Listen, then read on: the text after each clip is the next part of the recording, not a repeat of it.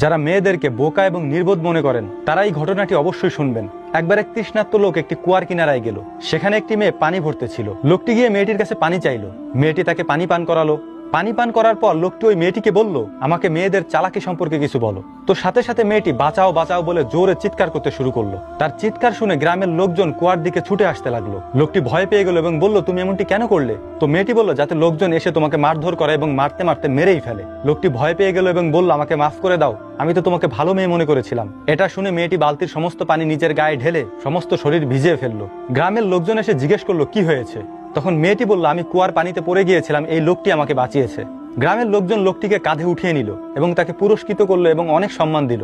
অতঃপর মেয়েটি তৃষ্ণার্ত ওই মুসাফিরকে বলল, মেয়েদেরকে যদি কষ্ট দাও তাহলে তারা তোমার সুখ শান্তি ছিনিয়ে নেবে, আর যদি তুমি তাকে খুশি রাখো, সম্মান দাও, তাহলে মৃত্যু পর্যন্ত সে তোমার সাথে থাকবে, তোমার পাশে থাকবে, সকল বিপদ আপদে তোমার সঙ্গী হবে, তোমাকে সাহারা দিবে।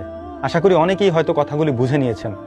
কিছু মানুষ মিষ্টি খাওয়া ছেড়ে দেয় ডায়াবেটিক্সের ভয়ে, কিছু মানুষ লবণ খাওয়া ছেড়ে দেয় ব্লাড প্রেশারের ভয়ে, কিন্তু তারা কখনোই হারাম খাওয়া ছেড়ে দেয় না আল্লাহর ভয়ে।